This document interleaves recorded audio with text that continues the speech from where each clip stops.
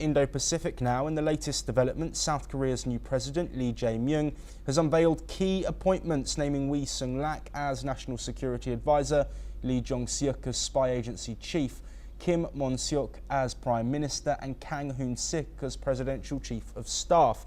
This according to his office.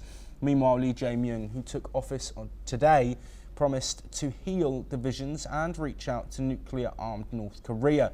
Lee vowed to deter North Korean provocations while opening channels for dialogue and peace. He won the snap election by a wide margin over Conservative Kim Moon-soo. Lee also warned that rising global protectionism and supply chain shifts threaten South Korea's export-dependent economy. The new leader assumed command of the armed forces, urging readiness but emphasizing peace over war. Lee Jae-myung warned that rising trade protectionism and supply chain changes threaten the country's survival.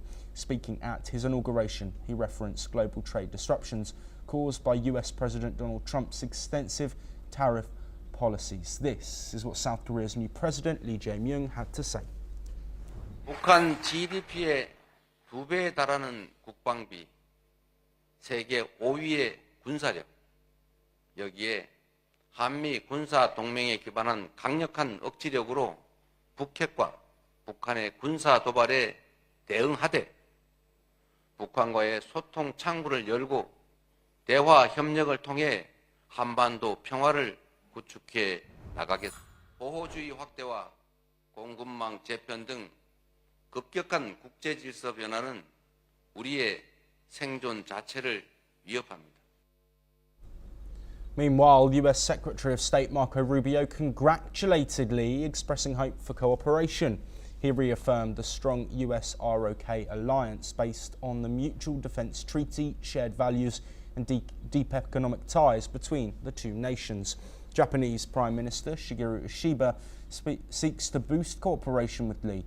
Despite historical disputes, Ishiba hopes for a Japan-South Korea summit and stronger ties. He acknowledged mixed South Korean views, but emphasises open dialogue and active exchanges to deepen bilateral relations. Well, several updates following the results of the South Korean snap election. Joining us to cover those is Dr. Sanjay Kumar, a journalist at the Korea Herald, who's joining us from Seoul. Dr. Kumar, thank you very much for joining us. Before we talk about the developments after this election win, let's first look at the result itself. Is this what you expected, and how has it been received by Koreans across the country? This was already anticipated that Lee Jae-myung is likely to win, not by like huge margin, but at least minimum margin. Definitely he is going to win. That was the political and public mood here. And now Korean people are feeling very relaxed that at least the political crisis that has been like there since last couple of months has been solved on a temporary basis. So now the other challenges remain in the center, which are the economic insecurity because of tariffs, export limitations, as well as the unemployment issues that majority of the young generation is going through. So these are the major issues that people are hoping to be sorted out soon. But on a positive note, diplomatically, the tone is changing in Korea, and especially with the Lee Jae-myung's peaceful coexistence approach with North Korea is seen as a way of pragmatic diplomacy and a diplomacy with dialogue. So people here are hopeful that once again North will be brought to dialogue. These kind of hopes are very high, but at the same time people are expecting the new government to build new ties and like mend the ties with China, but not at the cost of US alliance. So they want the Korea-US alliance to be ironclad, and you know, there were concerns in the media and the public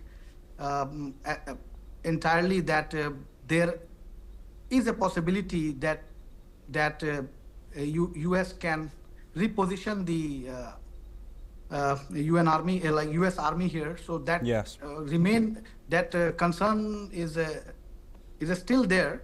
But people are expecting Lee Jae-myung to somehow handle this relationship well, so that it should not offend US, and at the same time it should not send a signal to many like-minded countries in Europe that Korea is going towards China or becoming lenient.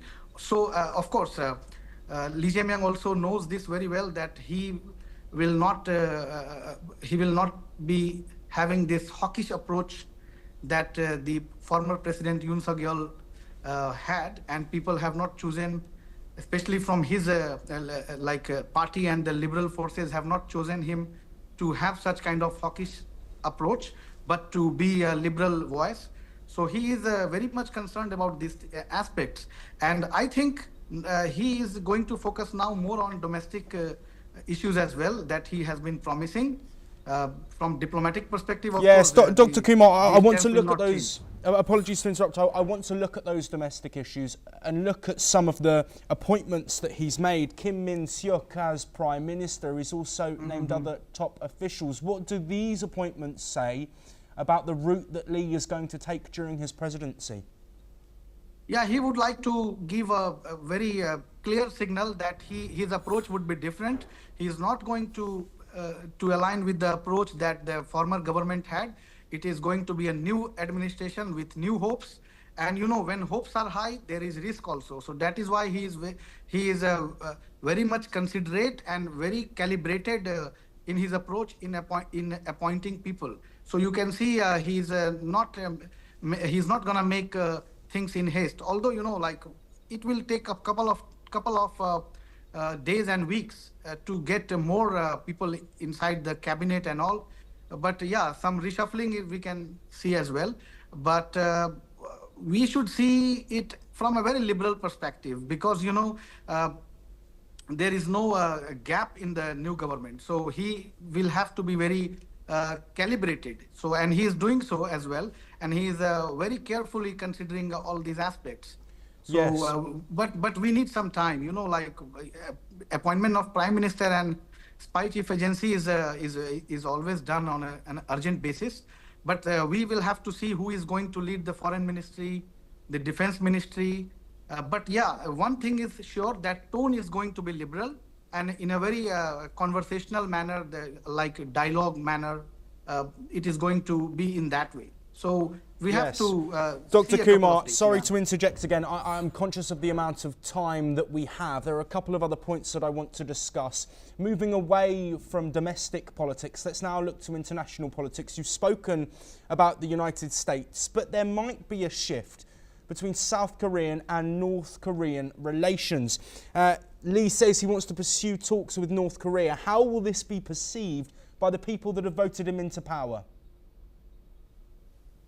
The answer lies in the victory speech that he has made.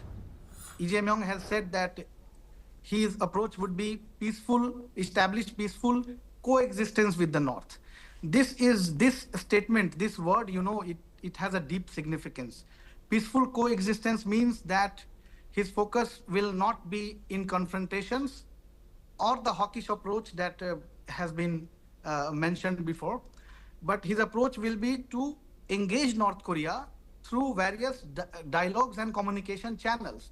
So I think Lee Jae-myung is also going to try to somehow convince President Trump also to follow the path of dialogue, start the conversations again, and we will not be surprised to see if there are some communication channels like that working.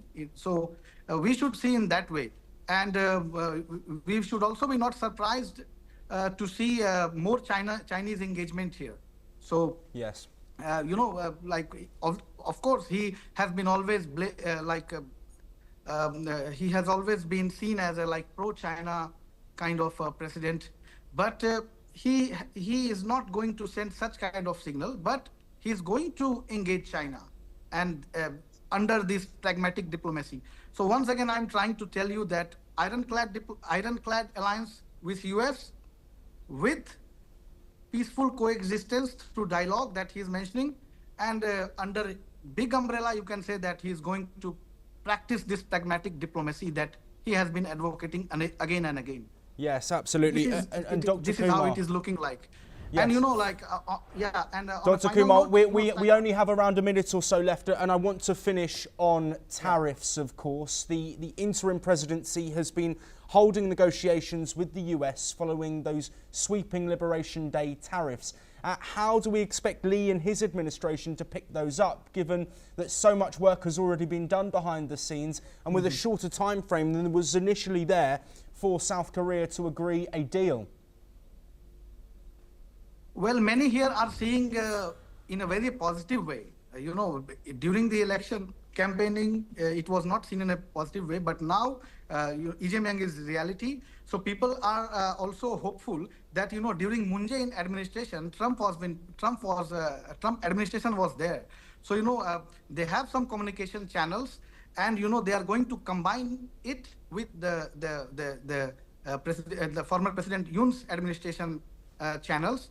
Maybe he may take help of Han Duck-soo or those people who were leading the former administration, and we can see that Lee Jae-myung is trying to engage the opposition party also right now. So he is trying to send a signal that he is ready to you know, heal these all political you know, crises that happened and the polarization that he was going through, like the country was going through.